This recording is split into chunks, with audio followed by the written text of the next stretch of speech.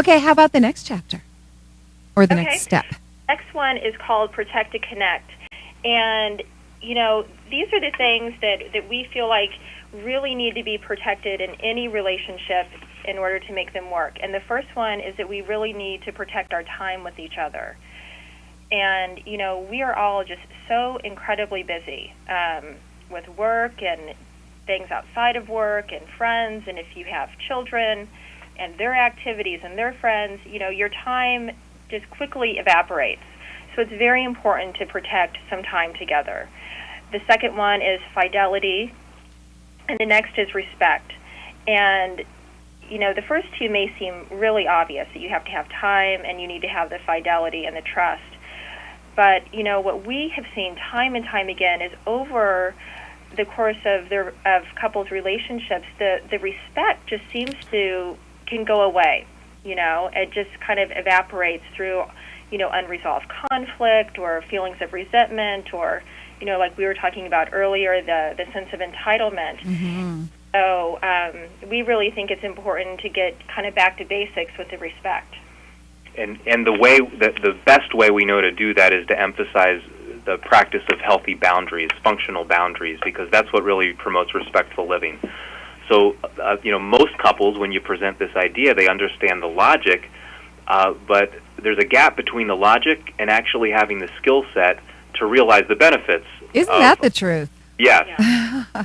So, again, one of the little anecdotes, the metaphors that we use, if you think about approaching other situations in your life in a similar way, where you had a specific skill set that was required to give you a desired outcome, just like in romantic relationships. Mm-hmm. Would you ever get on an airplane with a pilot who didn't have any formal training? Not if I can help it. Yeah. But that's kind of what we do in our relationships. Right. And, we take off fast and we hope for the best. And, big surprise, we often end up with a crash landing. Isn't that the truth? That's a really great analogy because I think you're right. We don't necessarily come prepared and we lack vision often. And so sometimes we come together and we have two totally different visions and we don't communicate it. So we're both working toward different goals. That's the key part. Absolutely. You say we don't communicate it because they can coexist no matter, really in most cases, no matter how different they are. We've worked with enough couples to know, that you can have the two people who are coming from, totally different backgrounds, even different worldviews, and they can make it work if they're able to communicate directly and make room for their differences. Right. The other thing, Elena, around this one, I think a lot of times it's a relief to couples to understand that it wasn't it shouldn't be such a surprise that things, aren't quite as great as you'd hope they would be. It's not a surprise that you're having problems, given that, you didn't really have any training in this. Who does? Right. Good point. It's not, it's not something we learn in school. It's Right. something we learn from what we, saw growing up, which for most of us was not necessarily working. Absolutely. And so when we talk about boundaries, it's not just how to keep people away, well, you can't do this to me. It's not respectful. That's part of it. But what they're really designed to do is to allow you to share yourself in a way that is contained, yet truthful, and then to take care of yourself when you're receiving someone else sharing with you. Mm. So what it really does is it facilitates intimacy, the art of sharing, really being able to share truth back and forth and keep it safe at the same time. Would you say intimacy is kind of the source of the abundance, the currency of the abundance? That's a great way of putting it. Yeah, absolutely. Mm-hmm. That's really where the whole abundance comes from, is that emotional intimacy source. And that's where I think the sense of security comes from also, because instead of grasping at straws, instead of hoping that the next issue of Cosmo has another titillating survey in it. Yeah. But nothing against Cosmo, at all. But to know that your relationship and your ability to nurture it, that's really the key variable here, and it's entirely within your power to do so, to keep nurturing it so you can keep taking from it, so it keeps giving to you. Yeah, I totally get that. Now, we only have a minute left, but I have a question for you, and this is something I really wanted to ask you last time and didn't get a chance to. I think most couples really want their sex life to be as good as it can be, but what does that even mean? How do we even define good? There is no one good across the board for everybody. Right.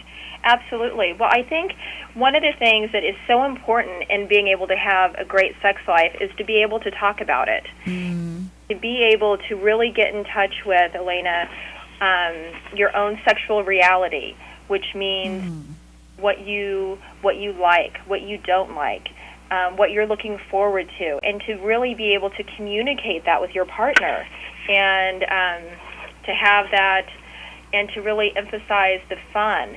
And I think specifically, for women, there's so much emphasis in our culture on, how to please a man and how to, make it great for him. But I think it's really important that women take some time to think about what would make it really great for them, and to be able to share that with their partner so that they can really bring that energy to the bedroom together. And, that is really part of that emotional intimacy as well, when you can share your sexual reality and just have a great place to have fun with each other sexually is really important. Yeah. So what we're trying to do is really help couples define for themselves what their ideal sexual relationship looks like. Right. And again, sometimes it's a relief to know that you don't have to keep reaching for the ring and trying to achieve a societal standard, because if you did, you'd be striving to be a perfectly functioning sexual pleasure machine. Which is fine sometimes, but that's not who we are all the time. Wow. Oh, gosh, our time is up. Doctors Bill and Ginger, see, I can extract so much value out of my conversations with you. It's hard to turn them off. I'm going to have you come back so that I can ask you the other slew of questions I didn't even get to. Next time we'll have to start in the bedroom instead of the living room. How's that? There you go. Probably not a bad idea. Thank you so much for getting naked with us and for sharing what we now know as sexual abundance. It's something that we all can access and are entitled to. Talking about entitlement, I think that's something we actually are entitled to create. So thank you again. Thank you for having us, Elena. It's been It's been a pleasure. Thank you. Excellent. Well, the book is From the Living Room to the Bedroom: 6 Steps to True Intimacy and Sexual Abundance. You can get your copy at CaliforniaCenterForLiving.com. That's California CA CenterForHealing.com. All right, our time is up. I'm Elena McMillan. Thanks for spending a naked hour with me. We can keep in touch on Facebook, or you can visit my site at ElenaMcMillan.com. You've been listening to Naked Talk Radio. Let's get naked again on Monday.